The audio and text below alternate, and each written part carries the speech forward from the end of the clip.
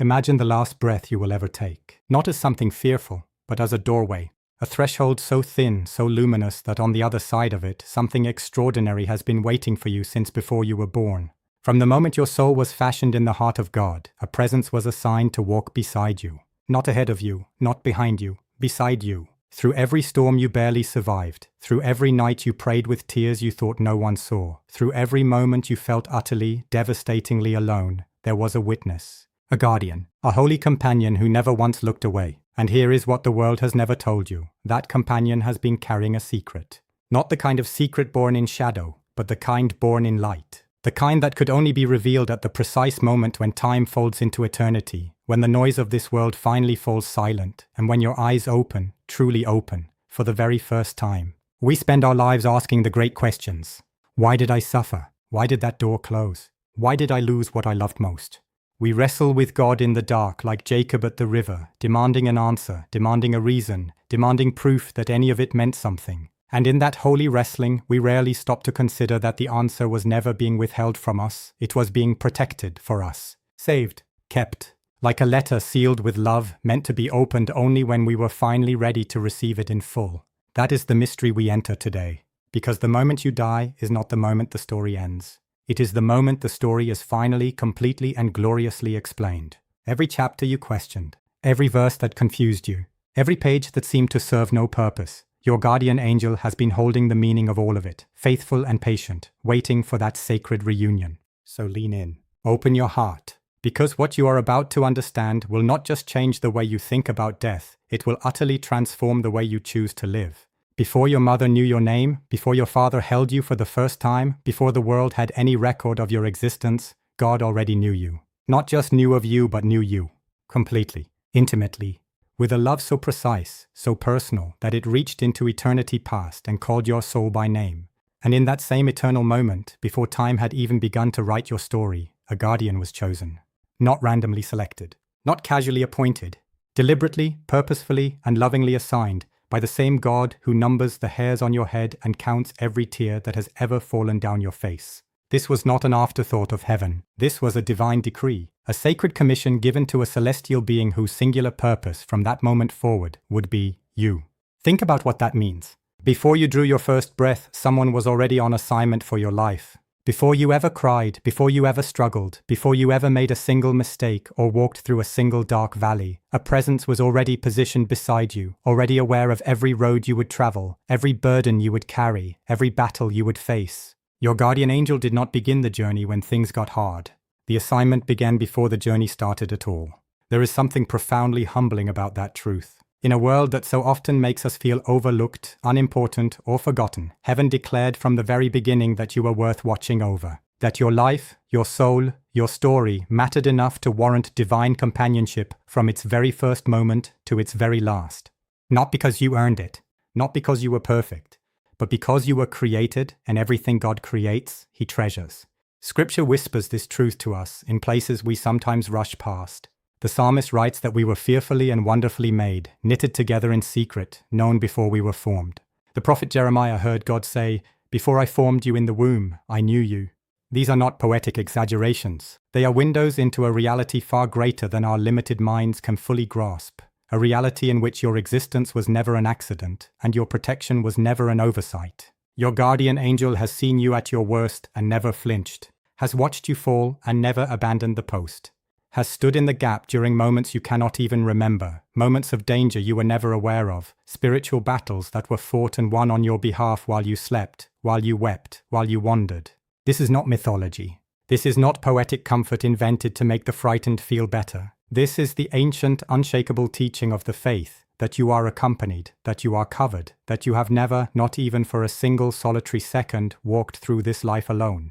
There are moments in life that break you in ways you never fully recover from. Losses that leave a permanent mark. Seasons so dark and so long that you began to wonder whether God had simply looked away, whether your prayers were rising and dissolving into silence, unanswered and unheard. And in those moments, the most dangerous question a human soul can ask began to form quietly in the depths of your heart. Why? Why this? Why me? Why now? Why, if there is a God who loves me, would He allow something this painful to enter my life and stay? That question is not a sign of weak faith. It is a sign of a soul that is deeply, desperately alive, a soul that believes love and suffering should not coexist and is honest enough to admit the tension. But what if the very suffering you questioned was never punishment? What if it was never abandonment? What if every wound you carried, every door that closed in your face, every dream that crumbled in your hands was being carefully, sovereignly woven into something you could not yet see? Your guardian angel saw it. From the very beginning, your guardian angel saw it all. While you were weeping in the dark, your guardian was not weeping with confusion. That holy presence assigned to your life was not standing beside you with unanswered questions, wondering alongside you why things had gone so wrong. Your guardian angel was standing beside you with knowledge. The quiet, faithful, unshakable knowledge that what you were enduring was not the end of your story, but the shaping of it. There is a profound difference between suffering that destroys and suffering that forms. The fire that burns a field to ash does not hate the field. It prepares the soil for something that could not have grown any other way. The sculptor does not strike the marble with contempt. Every blow is an act of intention, removing everything that does not belong, revealing the masterpiece hidden inside. And so it has been with every painful chapter of your life. The blows were not random. The losses were not meaningless. The seasons of crushing were not evidence of divine indifference. They were evidence of divine craftsmanship. The Apostle Paul, writing from a prison cell, declared that all things work together for good for those who love God. Not some things.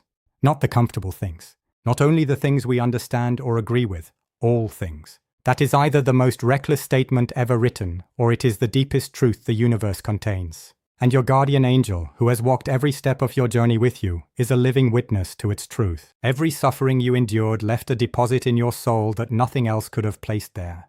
Compassion that only grief can teach. Strength that only survival can build. Faith that only fire can purify. Wisdom that only loss can carve deep enough to last. We have been taught in so many ways to fear death. Culture surrounds it with silence. The world dresses it in darkness. Even those of us who hold faith close to our hearts can feel the shadow of it. That quiet unease that settles in when we allow ourselves to think too long about the moment when this life ends and whatever comes next begins. But what if everything we have feared about that moment has been a profound and tragic misunderstanding? What if death is not the great eraser, but the great revealer? Throughout your entire life, you have been living inside a story whose full meaning was beyond your reach. You saw the individual pages, but never the complete volume. You experienced the individual notes, but never heard the whole symphony. You walked through chapters of joy and chapters of devastation, chapters of abundance and chapters of emptiness, and in your most honest moments you admitted, quietly, privately, that you could not make complete sense of all of it. The pieces were there, but the picture remained just beyond your grasp. That is not a failure of faith. That is simply the condition of being human, of seeing, as Paul described it, through a glass darkly, of knowing in part when the fullness of knowledge belongs to eternity. And eternity has been waiting to give it to you.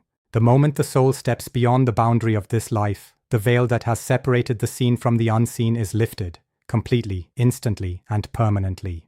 Everything that was hidden becomes visible. Everything that was confusing becomes clear. Every moment of your life that seemed disconnected, purposeless, or painfully out of place suddenly snaps into perfect focus, like a lens finally finding its alignment after a lifetime of blur. Your guardian angel, who has carried the full knowledge of your story from the very beginning, steps forward in that sacred moment not as a stranger, but as the most faithful friend you never fully knew. And what is revealed is not a record of your failures or a list of your shortcomings.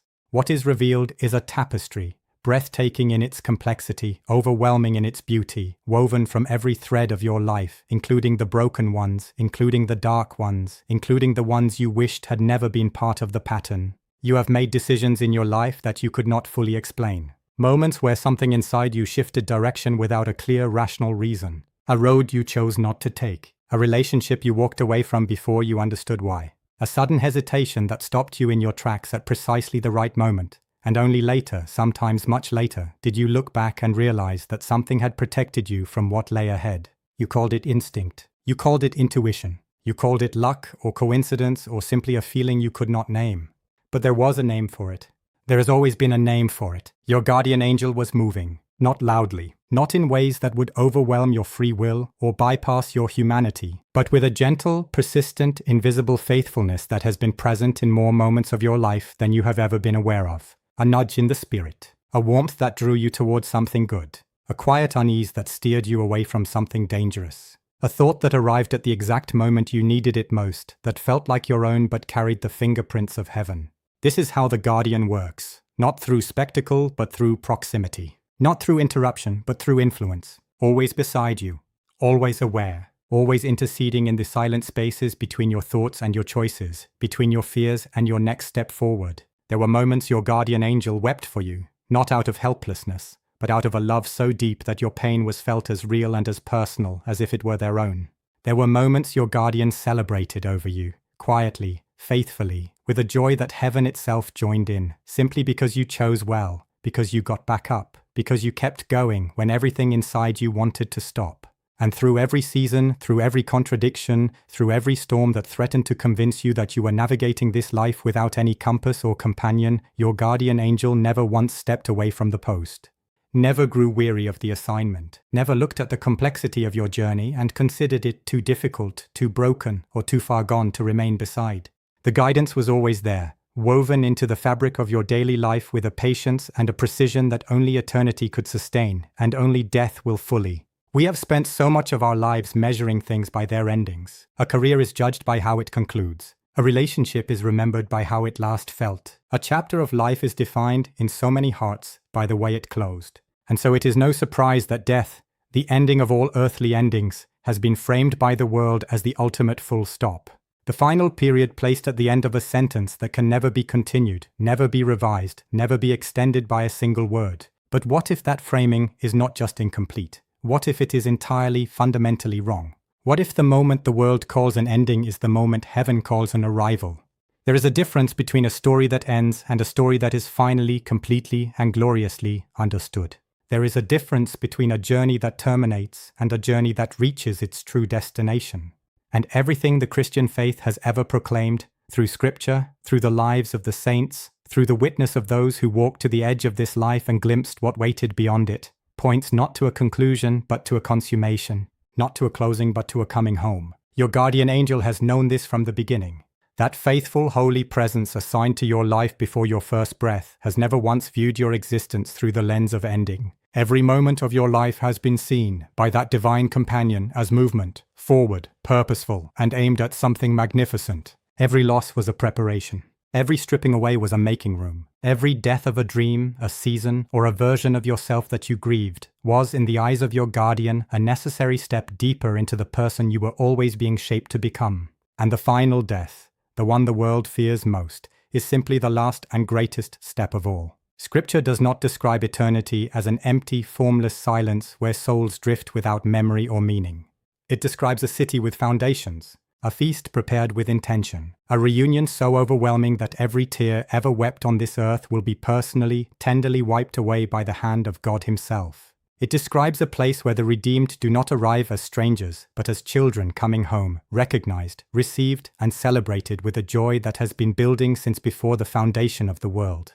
Your guardian angel will be there in that moment, not as a figure in the background, but as a witness stepping forward, present at your beginning, faithful through your middle, and standing at the threshold of your eternity with the fullness of everything they have been carrying for you since the day you were first entrusted to their care. The secret they have kept was never meant to remain a secret forever. It was always meant for this moment, the moment that was never truly an ending, but the most luminous, most breathtaking, most eternally significant.